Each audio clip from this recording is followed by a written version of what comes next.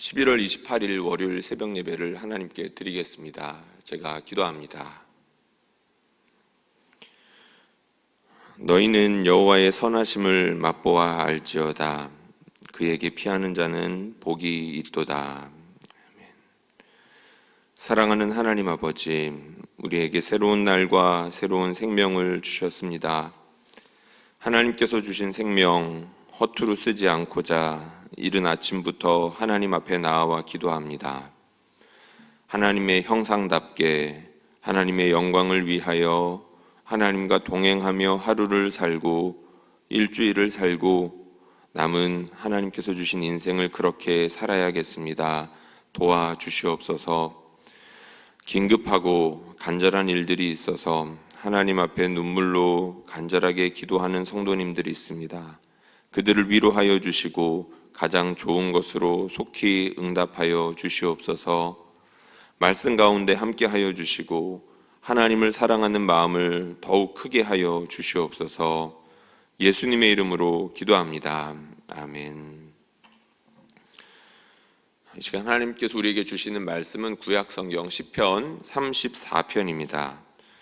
구약성경 시편 34편 11절에서 22절까지의 말씀을 드라마 바이블로 경청하시겠습니다. 너희 자녀들아, 와서 내 말을 들으라. 내가 여호와를 경외하는 법을 너희에게 가르치리로다. 생명을 사모하고 연수를 사랑하여 복받기를 원하는 사람이 누구뇨? 내 혀를 악에서 금하며 내 입술을 거짓말에서 금할지어다. 악을 버리고 선을 행하며 화평을 찾아 따를지어다. 여호와의 눈은 의인을 향하시고 그의 귀는 그들의 부르짖음에 기울이시는도다. 여호와의 얼굴은 악을 행하는 자를 향하사 그들의 자취를 땅에서 끊으려 하시는도다. 의인이 부르짖음에 여호와께서 들으시고 그들의 모든 환난에서 건지셨도다. 여호와는 마음이 상한 자를 가까이 하시고 충심으로 통회하는 자를 구원하시는도다. 의인은 고난이 많으나 여호와께서 그의 모든 고난에서 건지시는도다.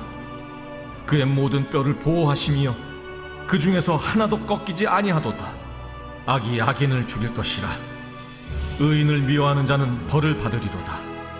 여호와께서 그의 종들의 영혼을 속량하시나니 그에게 피하는 자는 다 벌을 받지 아니하리로다. 아멘. 이른 아침 예배당에서 그리고 영상 앞에서 하나님께 기도하는 모든 성도들에게 우리 하나님께서 성령 부어주시기를 간절히 소원합니다. 오늘 우리가 읽은 말씀은 시편 34편입니다. 시편 34편, 여러분들 성경책 34편 위쪽에 보시면 제목이 나와 있죠. 뭐라고 나와 있냐면 다윗이 아비멜렉 앞에서 미친 채 하다가 쫓겨나서 지은 시라고 되어 있습니다. 다윗이 아비멜렉 앞에서 미친 채 하다가 쫓겨나서 지은 시. 사무엘상 21장에 보면 다윗이 사울을 피해서 블레셋 땅 가드로 도망가는 이야기가 나옵니다. 거기서 블레셋 왕과 군대들 앞에서 다윗이 마주치죠. 그때 다윗은 이미 유명한 상태였습니다. 다윗은 그 어린 나이에 골리앗을 상대해서 골리앗을 쓰러뜨렸던 그런 사람이었었죠. 골리앗만 쓰러뜨렸었습니까? 사울을 피할 때쯤에 이스라엘과 그 주변 지역에서 유행했던 노래가 있었습니다. 사울이 죽인 자는 천천히요, 다윗이 죽인 자는 만만이었다 라는 그런 이야기들이었죠. 블레셋 사람들이 그걸 너무나 잘 알고 있었습니다. 그러니까 다윗이 그 지역에 나타났을 때 블레셋의 군대가 수군수군 되기 시작했던 거죠. 이 사람이 바로 그 다윗이 아니냐. 그러자 다윗이 많이 겁을 먹었습니다. 그러면서 갑자기 한 지혜를 발휘했죠. 미친 채 했습니다. 그 앞에 있던 문짝에 기대서 흐느적거리다가 침을 잔뜩 흘렸고, 침을 얼마나 많이 흘렸는지 그 수염이 흥건하게 젖을 정도였다라고 되어 있었습니다. 바로 그 장면이었습니다. 그러자 아기스가 그 블레셋의 왕이었던 아기스가 무엇이라고 하냐면, 우리 중에 미친 자가 없어서 이런 자를 우리 앞에 두겠느냐라고 탄식하면서 다윗을 내쫓죠. 자칫 그곳에서 잡혀서 죽임당할 뻔했는데 하나님께서 놀라운 지혜를 주셨고, 다윗은 그 지혜를 따라서 미친 채 하다가 그곳에서 살려날 수 있었던 겁니다. 구원받았던 것이죠. 그래서 그런 제목을 지었던 겁니다. 다윗이 아비멜렉 앞에서 미친 채 하다가 쫓겨나서 지은 시. 상황을 보고 제목을 보면 그렇게 긍정적인 상황들이 아닌 것 같습니다. 그런데 이 시편 34편의 내용은 방금 우리가 읽은 것처럼 굉장히 은혜로운 시입니다. 우리가 지금 1절부터 전부 다 읽지 못했지만 이 시에는 하나님을 찬양하는 그런 식구들이 너무나도 아름답게 되어 있죠. 이 시편에서 가장 중요한 특징은 뭐니 해도 알파벳이라는 특징일 겁니다. 물론 이것이 한글로 번역이 되었을 때, 다른 나라 말들로 번역이 되어 있을 때는 이것이 히브리어 알파벳 순서대로 되어 있는지 아닌지 확인할 수 있는 길이 없죠. 원문으로 보면 눈에 명확하게 들어옵니다.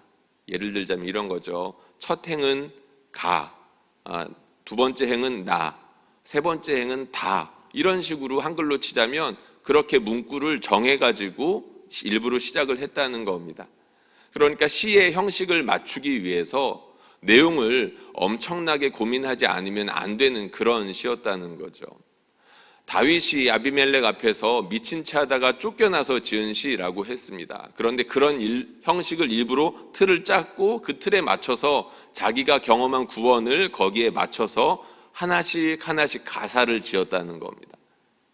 왜 이렇게까지 했을까요? 시편에는 이렇게 형식에 맞춘 시들이 굉장히 많습니다. 히브리 시만 그런 것이 아니라 사실 지금까지도 그렇죠. 운율이라는 것을 맞춰야 되고 내용이라는 것을 더욱더 실감나게 하기 위해서, 잘 전달하기 위해서 이런 방법들을 택하죠. 이렇게 형식에 맞춰서 노래를 만들다 보면 아무래도 자기가 경험한 구원을 더욱더 깊이 묵상할 수밖에 없습니다. 하나님께서 나에게 주신 그 순간의 지혜가 어떠한 것이었고, 그 지혜로 말미암아 구원받았을 때 경험한 기쁨이 어떤 것이었는지를 형식에 맞춰서 노래하다 보면 내 마음속에서 그것이 더욱더 깊고 넓어질 수밖에 없다는 거죠. 그리고 이렇게 또 형식에 맞춰서 노래하는 중요한 이유가 있겠죠. 그것은 자기만을 위한 것이 아니라 다른 사람들도 위함입니다. 다른 사람들이 자신이 경험했던 그 기쁨과 하나님을 더 인상적으로 전달하게 하기 위함이라는 거죠. 이렇게 앞에 식구를 맞춰서 전달하다 보면 맨 앞에는 가로 시작했고 그 다음 행은 나로 시작했고 가나 다라 이런 식으로 맞춰서 문구를 맞춰서 노래를 부르다 보면 아무래도 더 인상적일 것이고 외우기가 더 쉽지 않겠습니까? 다윗이 그런 이유들 때문에 자기가 경험했던 구원과 기쁨을 이런 식으로 표현했다는 것입니다. 1편부터 시편 34편의 1절부터 말씀을 준비하기 위해서 차근차근 읽어보았습니다. 아마 여러분들이 이 시를 좋아하시는 분들도 꽤 있으실 거라는 생각이 들었습니다. 천천히 이 시를 읽다 보니까 마음에 와닿는 구절이 한두 가지가 아니었었습니다. 오늘 본문은 아니었지만 34편 8절에는 이런 말씀이 있습니다. 너희는 여호와의 선하심을 맛보아 알지어다. 그에게 피하는 자는 복이 있도다. 너희는 여호와의 선하심을 맛보아 알지어다. 너무나 유명한 식구이죠. 하나님의 선하심을 맛보지 않고서는 이렇게 노래하기가 어려웠을 것입니다. 내가 살아계신 하나님을 경험해 봤더니 이렇게 좋더라라는 것을 이렇게 멋지게 표현했던 것이죠. 너희는 여호와의 선하심을 맛보아 알지어다. 이 식구를 설교자가 살리는 것이 참 무척이나 어려울 것 같습니다. 다윗이 경험했던 하나님을 내가 그렇게 비슷하게라도 경험하지 않고서는 실감나게 표현하기가 그만큼 어렵다라는 이야기입니다. 너희는 여호와의 선하심을 맛보아 알지어다. 그에게 피하는 자는 복이 있도다. 그리고 짧은 시간이지만 오늘 한 구절만 더 살펴보려고 합니다. 오늘 본문 내용인데 19절 말씀입니다. 19절에 이런 말씀이 있었죠. 의인은 고난이 많으나 여호와께서 그의 모든 고난에서 건지시는도다. 의인은 고난이 많으나 여호와께서 그의 모든 고난에서 건지시는도다. 고난이 많았답니다. 근데 노래하고 있습니다. 굉장히 역설적이지 않습니까? 고난이 많으면 울어야 될 것 같고, 고난이 많으면 불평해야 될 것 같고, 고난이 많으면 지쳐서 이제 다 그만하고 싶을 법도 한데, 고난이 많은데 노래하고 있습니다. 참으로 놀랍습니다. 다윗은 사울을 피해서 스스로 광야로 들어갔던 사람이죠. 스스로 고난을 자처했던 사람이었었습니다. 이게 무엇을 뜻하는지 우리는 좀 생각해 봐야 될 것입니다. 사울을 피해서 고난을 자처하며 광야로 들어갔다. 이게 무슨 뜻이겠습니까?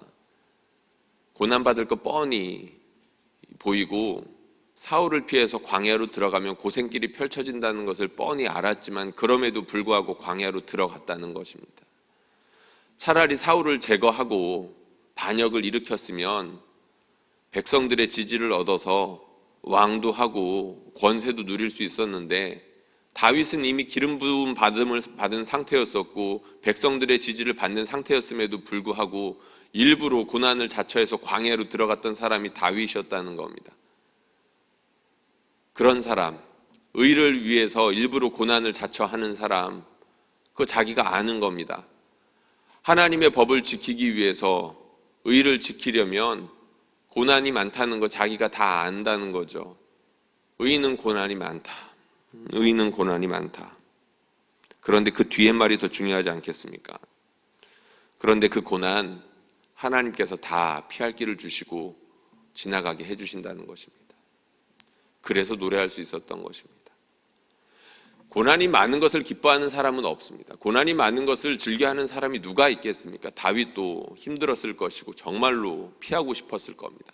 그런데 놀랍게도 우리 하나님께서 그 의인의 고난을 알아주시고 그 고난에서 항상 건져주시더라는 것입니다. 하나님은 다윗처럼 다른 사람들의 고난에서도 그렇게 건져주시는가? 다윗이니까 그렇게 건져주시는 것이 아닐까? 다윗의 식구에서 의인의 고난이란 이 말에 좀 주목해 봐야 되겠습니다. 하나님은 특별히 의인의 고난에 관심이 많다는 거겠죠. 의를 위해서 핍박받는 사람들에게 눈길을 떼지 않으신다는 것일 겁니다. 정말로 그러셨을까? 구약에서 다윗이 그랬다면 우리 신약에서는 예수님이 그랬죠. 우리 예수님 일부러 고난을 자처하셨습니다. 사람이 되신 것부터가 고난을 자처하신 것이었고 자신의 정체를 만민에게 드러낼 법도 하셨을 텐데 그렇게 하시지 않았습니다. 그냥 욕하면 듣고 그리고 때리면 맞으셨죠. 십자가에 못 박혀 죽으시기까지 고난 당하셨었습니다. 근데 참 흥미롭게도 십자가에 달려 죽으셨을 때 요한복음 기자가 주목하는 장면이 있었습니다. 그 요한복음 기자가 예수님께서 십자가에 달려 죽으셨을 때 그 유월절을 앞두고 있었기 때문에 군인들이 그 시체를 내버려 두지 않기 위해서 예수님 양 옆에 있는 사람들을 억지로 죽이는 장면이 나옵니다. 십자가에 매달려 있으면 며칠 이상씩 달려 있어서 탈진해서 죽어야 되는데 급하게 죽여야 되다 보니까 다리를 꺾어서 죽이는 장면이 있죠. 망치로 사람들 십자가에 달린 그 망치로 사람을 망치로 때려서 다리를 꺾었다는 겁니다. 예수님도 다리를 꺾으려고 가서 보니까 이미 죽어 계셨죠. 이미 죽어 있어서 다리를 꺾을 필요가 없었습니다. 그때 요한복음 기자가 뭐라고 말하냐면 이런 이야기를 합니다. 요한복음 19장 36절인데 이 일이 일어난 것은 그 뼈가 하나도 꺾이지 아니하리라 한 성경을 응하게 하려 합니다. 이 말씀 어디에 있는 말씀입니까? 오늘 우리가 읽은 20절 말씀에 있습니다. 그의 모든 뼈를 보호하시며 그 중에서 하나도 꺾이지 아니하도다. 19절에서 이어 읽으면 더 맛이 나겠죠. 의인은 고난이 많으나 여호와께서 그의 모든 고난에서 건지시는도다. 그의 모든 뼈를 보호하시며 그 중에서 하나도 꺾이지 아니하도다. 지금 요한이 이 말씀을 누구한테 적용하고 있습니까? 십자가에서 돌아가신 예수님께 적용하고 있습니다. 이게 참 놀랍지 않습니까? 예수님께서는 이미 죽으셨습니다. 죽은 사람한테 무슨 보호가 있고 복이 있겠습니까? 근데 요한은 지금 분명 십자가에서 죽으신 예수님께 이 말씀을 적용하고 있습니다. 우리는 죽으면 모든 것이 끝이라고 생각하고 고난받으면 절망이라고 생각하고 더 이상 우리가 할 수 있는 것이 아무것도 없다라고 하면서 낙심하기 일쑤인데, 지금 요한복음 기자는 시편 34편의 말씀을 떠올리면서 의인이 받는 고난은 많지만 하나님께서 그 뼈를 꺾지 않으시기까지 보호하신다라고 지금 이 말씀을 생각했던 것입니다. 우리 하나님은 예수님께서 죽으셨을 때조차도 눈여겨보셨고 보호하고 계셨습니다. 그 뼈가 상하지 않도록 아버지께서 그 아들을 지켜보고 계셨다는 것이겠죠. 물론 여기에는 다른 신학적인 여러 뜻들이 있습니다. 그런데 하나님께서 의인이셨던, 하나님께 끝까지 죽기까지 순종하셨던 그 아들을 눈여겨보셨고 지켜주셨다라는 것만큼은 확실할 것 같습니다. 그리고 우리 하나님께서 예수님에게 일으키신 놀라운 기적, 죽은 자 가운데서 살리셨다는 것을 우리는 기억해야 되겠습니다. 그리고 그렇게 예수님을 부활시키신 이유는 바로 그를 믿고 따르는 모든 백성들을 위함이라는 것이었죠. 예수님을 믿고 따르는 사람들에게 우리 하나님의 사랑이 쫓아다닙니다. 우리 하나님의 관심과 그 아들이 죽기까지 순종하셨을 때 뼈를 꺾지 않기 위해서, 함부로 상함을 당하지 않게 하기 위해서 지키시는 그러한 하나님의 관심이 예수님 믿는 사람들을 쫓아다닌다는 것이겠죠. 어제 우리는 성례식을 진행했습니다. 두 분이 간증해 주셨는데 혹시 못 보신 분이 있다면 교회 이제 유튜브 채널이라든지 홈페이지를 통해서 꼭 한번 보셨으면 좋겠습니다. 그 두 분의 간증에는 공통점이 있었습니다.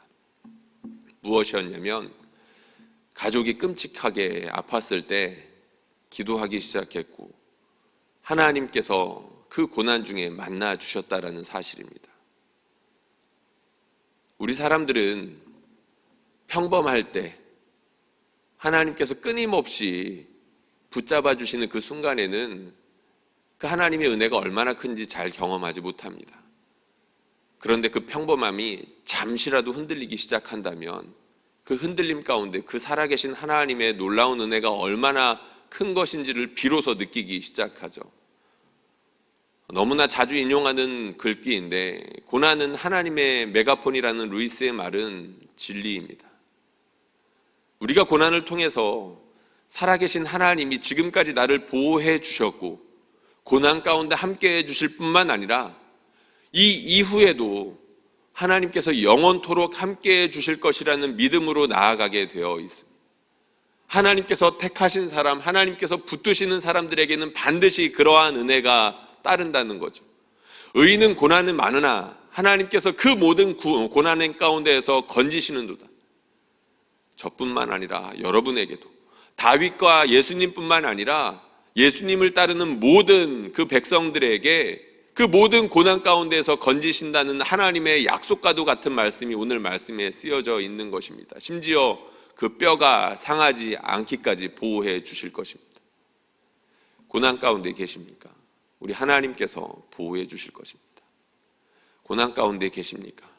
그 여러분의 뼈가 상하지 않도록 보호해 주실 것입니다. 바라기는 우리 하나님을 붙잡고 이 고난 가운데 넉넉히 이길 수 있는 저와 여러분들 되시기를 주님의 이름으로 축원합니다. 우리가 함께 기도하겠습니다. 이 시간 기도할 때 여러분들 자신을 위해서 먼저 기도하겠습니다. 고난에서 건져주실 하나님을 앞서 찬양했으면 좋겠습니다.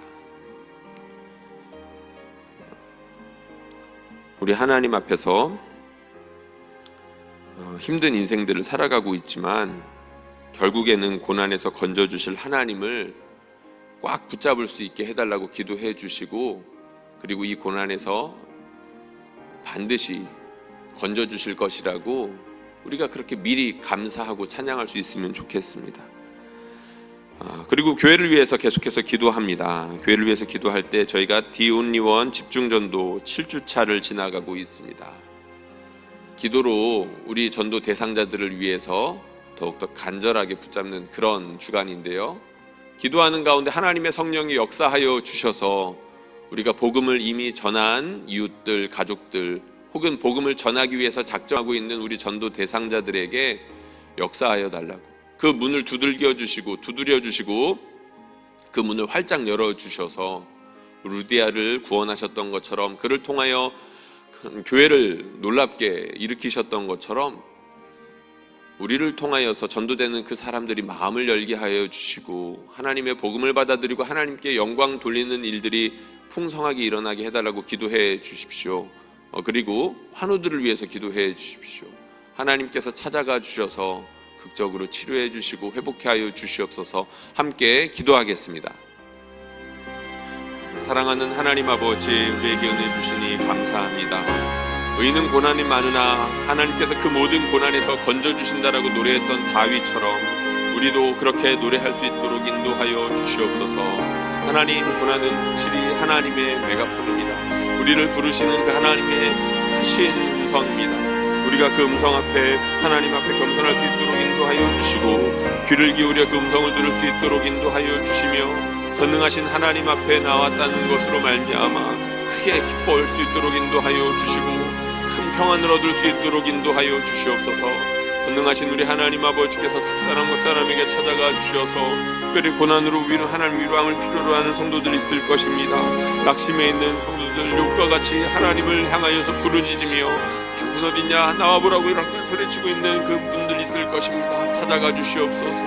전능하신 우리 하나님께서 찾아가 주셔서 우리 하나님의 따스함과 우리 하나님의 전능하심을 경험할 수 있도록 인도하여 주시고, 선한 그 하나님의 손길을 말미암아 다시 한번 회복에 이를 수 있도록 인도하여 주시옵소서. 사랑하는 하나님 아버지, 우리는 부족하고 늘 주님 앞에 다시 한번 서야 되는 그런 부족하고 연약한 사람들입니다.